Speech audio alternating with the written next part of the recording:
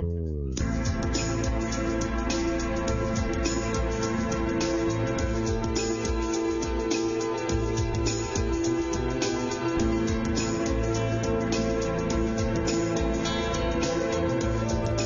I'm Terrence McNally, and welcome to today's podcast. I was 23, a couple of years out of college in 1972, when I packed all my belongings in a used van and traveled to Mexico.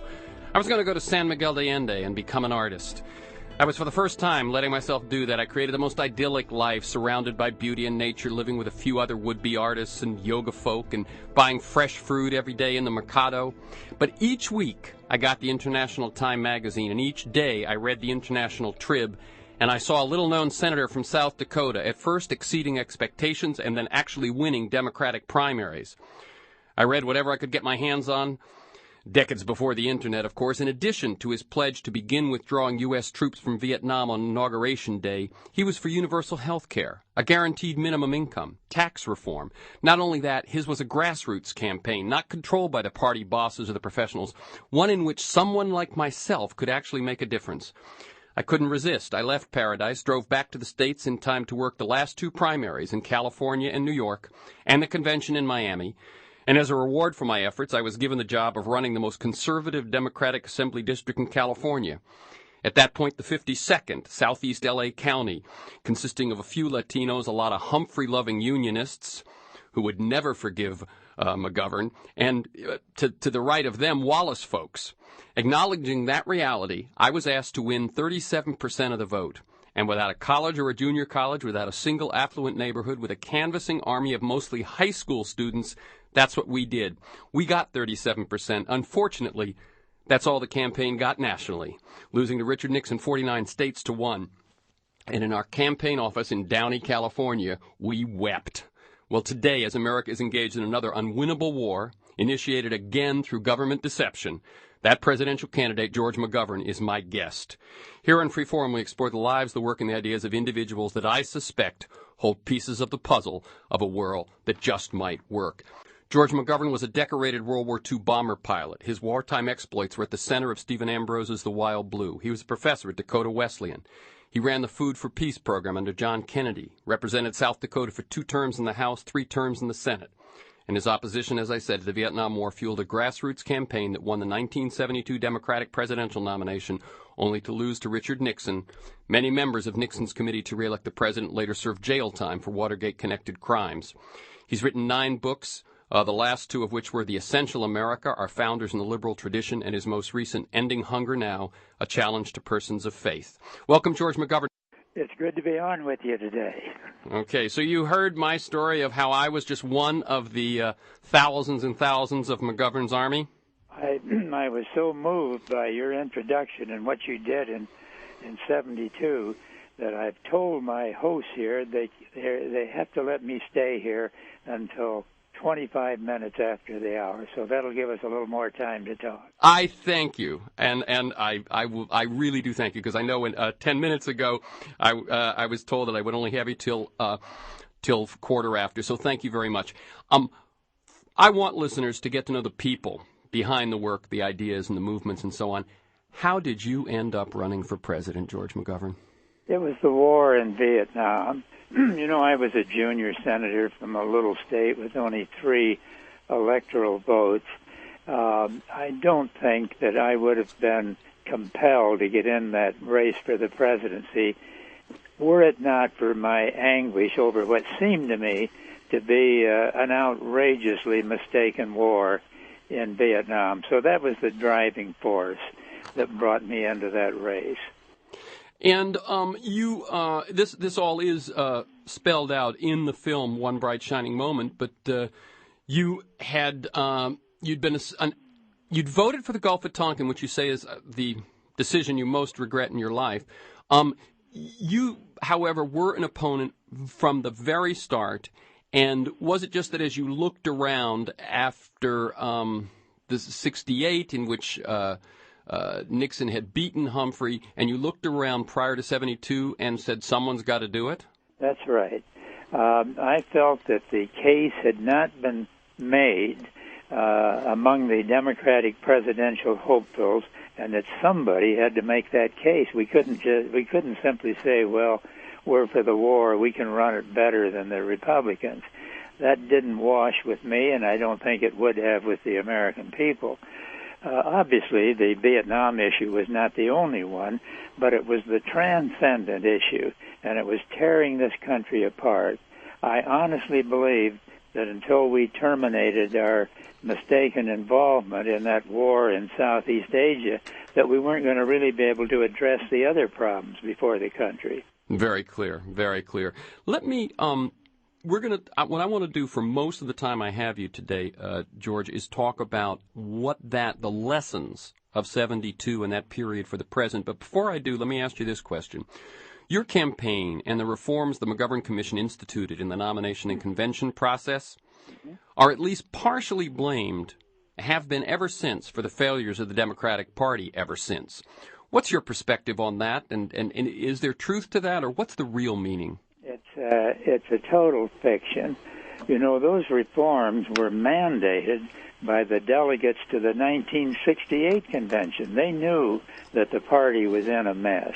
They knew that what was coming across on television was the picture of a party split across the middle over the war and other issues, and that something had to be done to change the way we were picking presidential nominating delegates. For example, in a number of states, not more than 10% of the delegates who were going to nominate our presidential candidate were women, even though women in every state were slightly more than 50% of the voting public. There were almost no people under 30 on those delegations that went to the 68 convention. Very few blacks, very few Hispanics.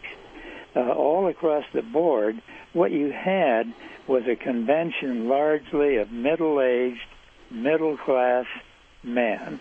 Now, I'm not against people like that. I was one myself at that time, but I don't think they ought to dominate the presidential nominating process to the exclusion of women and young people and the minorities. That's not the way American democracy is supposed to work. These people who say those reforms ruined the Democratic Party don't know what they're talking about. What do you think of the current anti-war movement, both outside and inside the political parties? And let me add, have you seen today's news that both the Republicans and the Democrats in the Senate have proposals on the table right now that call for Iraqi forces to take the lead next year and for the Bush administration to lay out a strategy for ending the war? Well, I think that's all to the good, and I'm glad it's happening.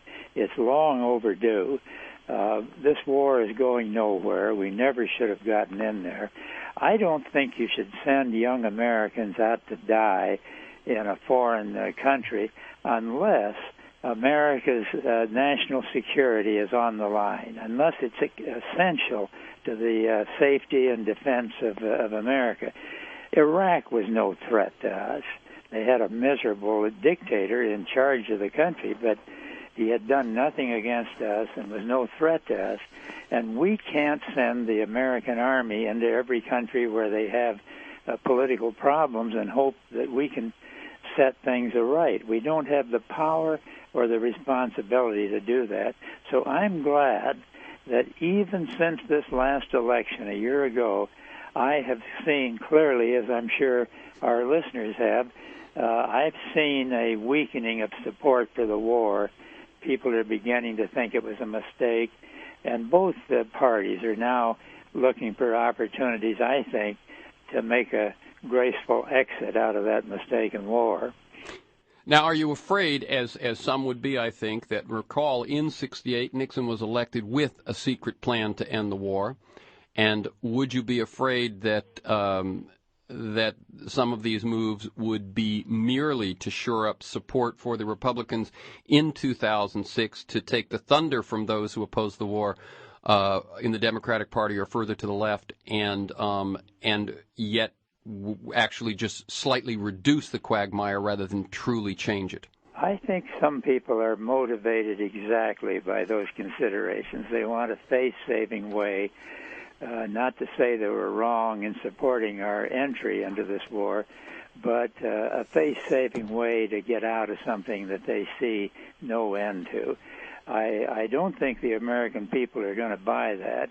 They saw that Nixon's secret plan to end the war lasted for 4 years, during which 40% of all the Americans who died in the Vietnam War were killed.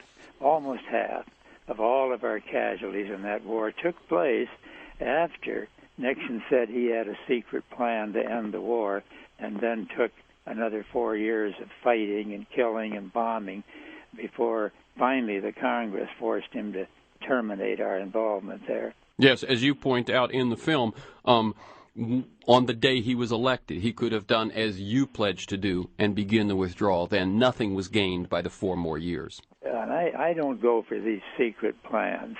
That may be the earmarks of a police state.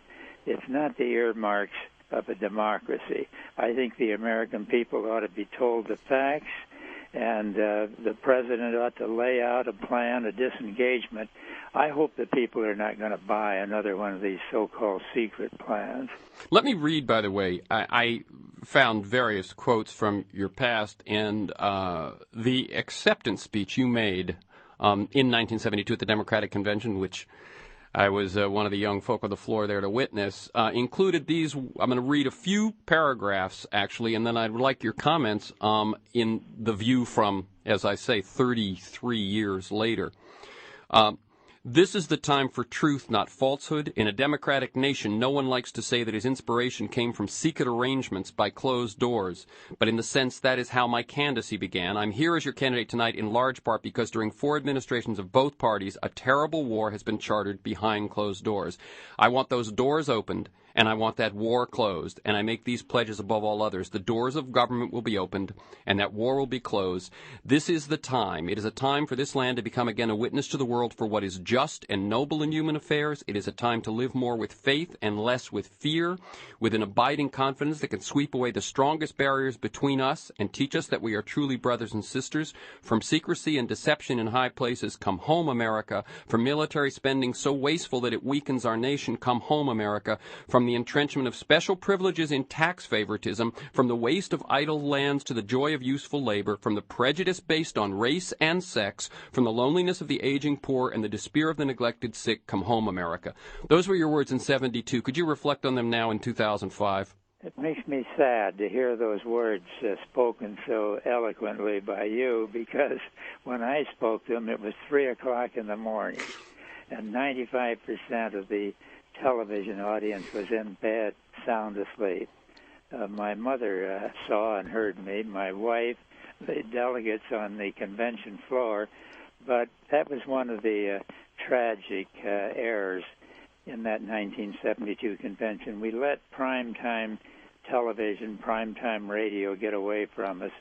That speech should have been delivered about 9 o'clock or 10 o'clock, somewhere thereabouts, when we had 80 or 90 million people watching that. Isn't it chilling, though, also to see deception, secrecy, tax privilege? Yeah. I mean, all these issues 33 years later. Yeah, it's sad because I've been looking through a book of my major speeches of 72. It's called An American Journey. It's published by Random House right after the 72 campaign. And I was looking up a couple of references there, and I started reading those speeches, and they're as relevant today as when they were delivered in July of 1972.